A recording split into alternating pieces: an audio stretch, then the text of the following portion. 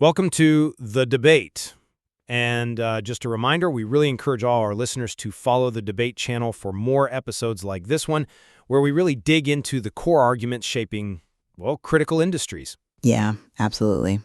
Today we're tackling something pretty foundational and often fiercely debated, actually, within the construction sector. It's about the workforce models themselves, the very systems that build our infrastructure, our communities. That's right. And the central question for today's discussion is pretty clear.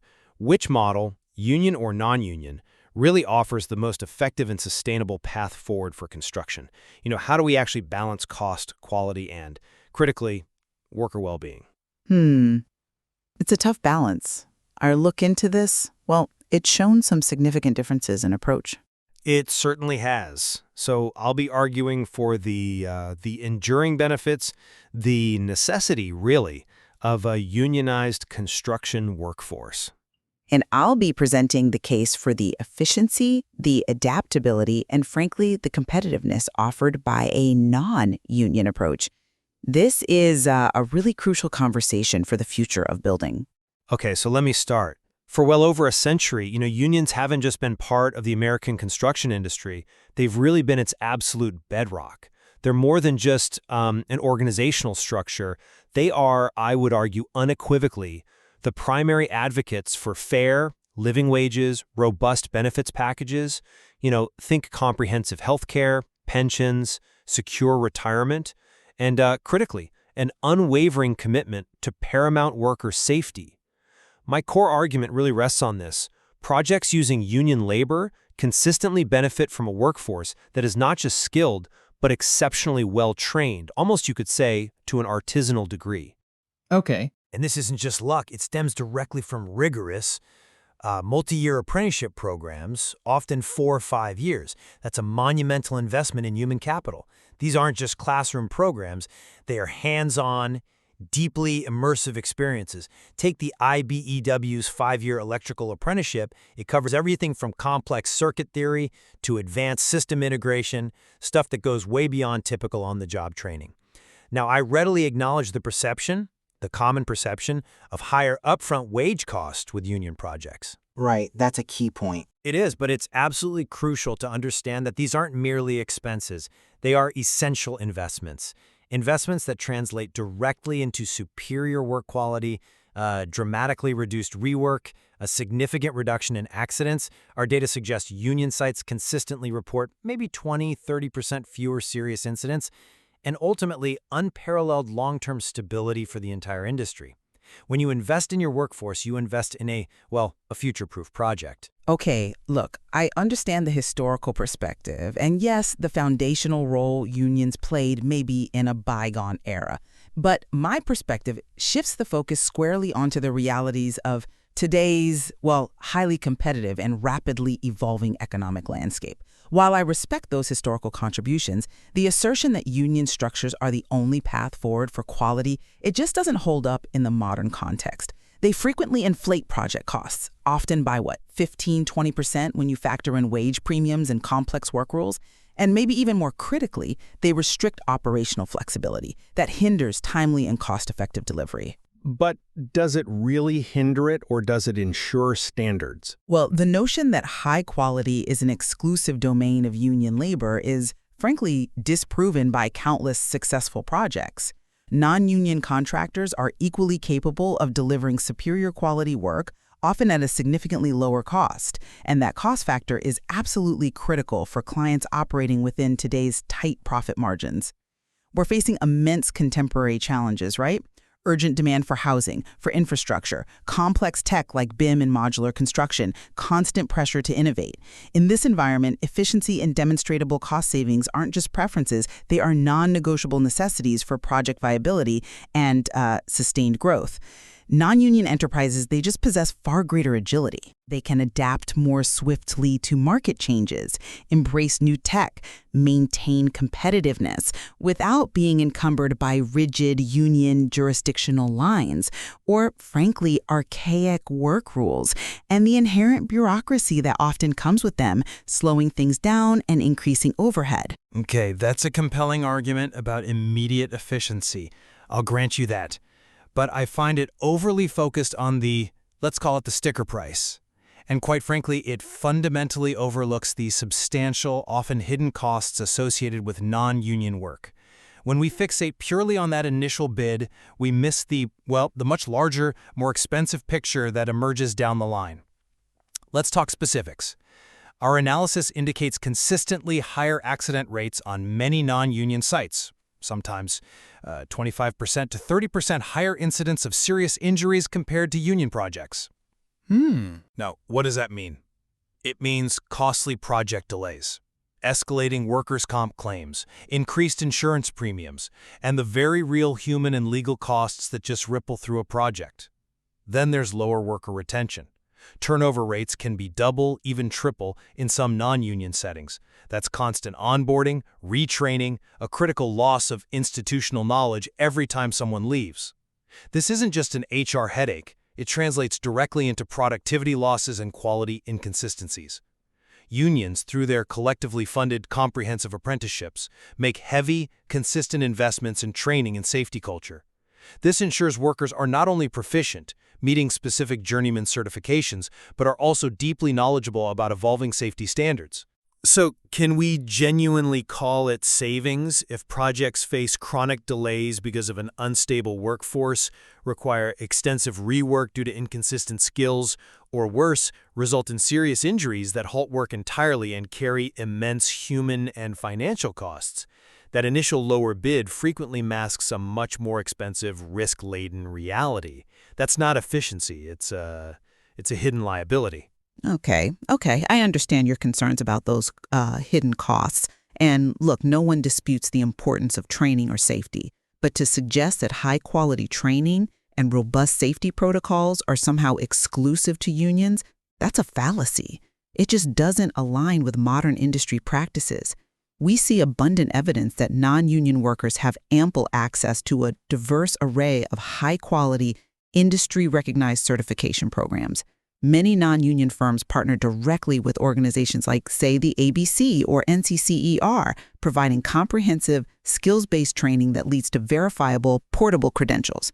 But are those consistently applied? Is the depth the same? Well, these programs are often tailored to specific technological advancements. Think BIM software, drone operation, modular construction techniques, and they leverage valuable on-the-job learning that's highly adaptive to project needs.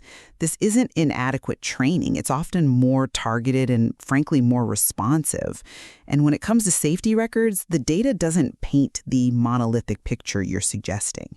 Yes, there are poorly managed firms on both sides, sure, but there are numerous non-union companies that maintain excellent, even exemplary safety records.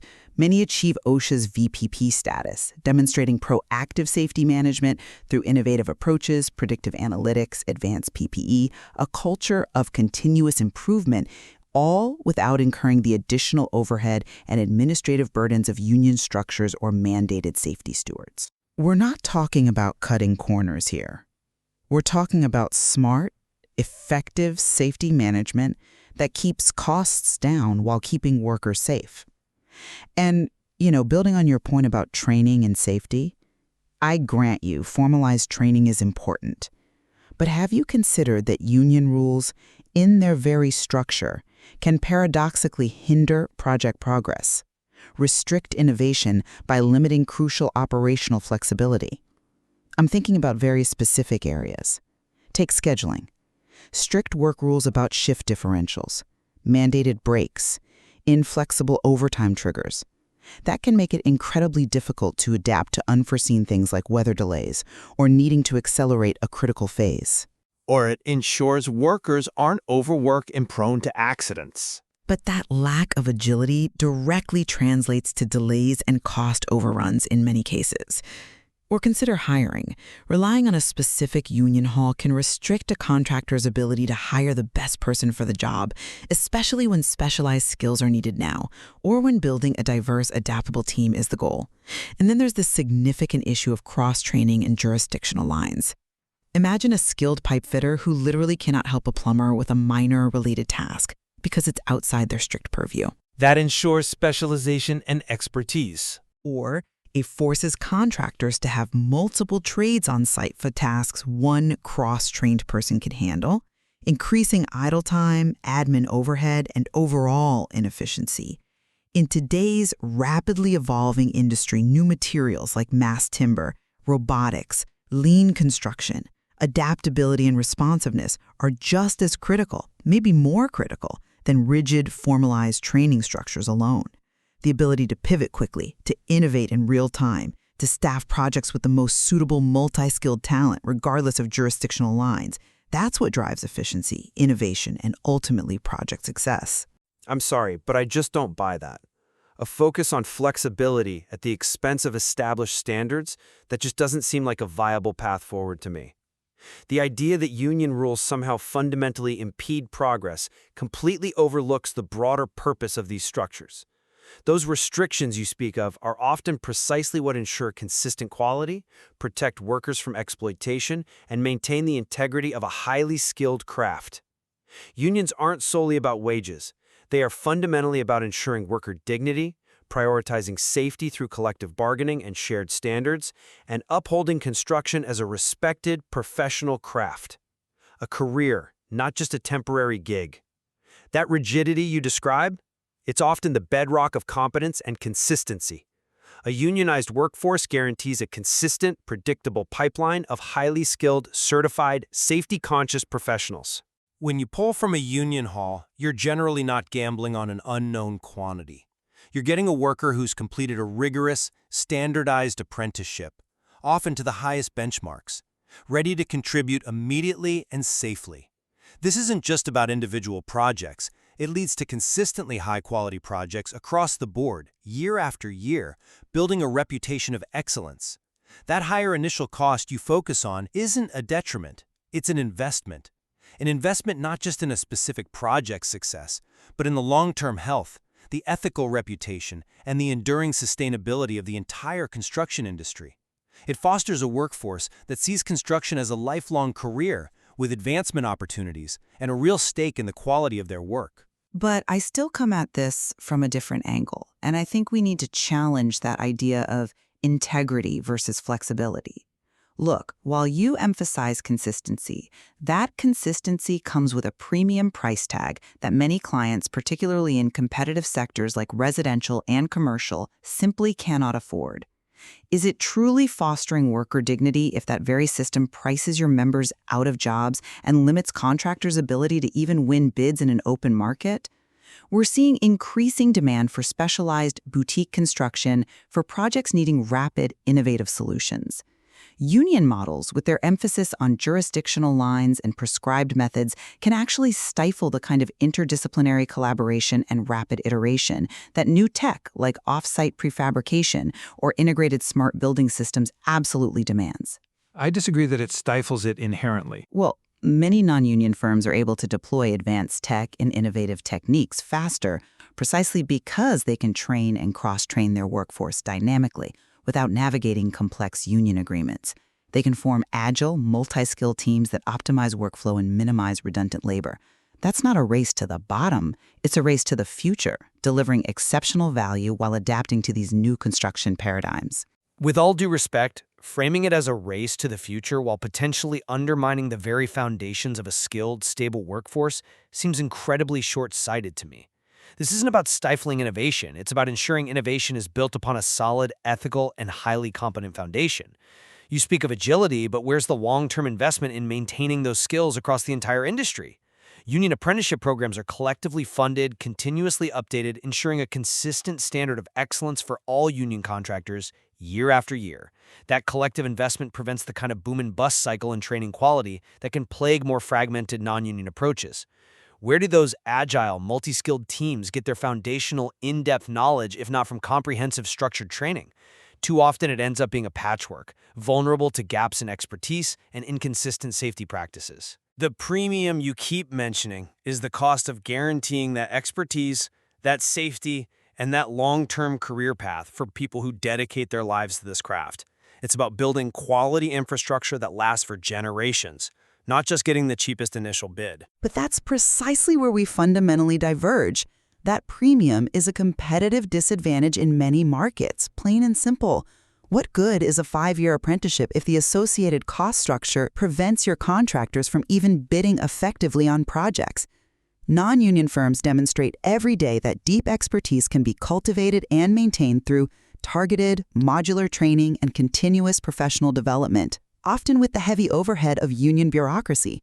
We're seeing non-union companies winning major infrastructure contracts and delivering them on time under budget, precisely because they aren't burdened by the same rigid work rules or mandated crew sizes.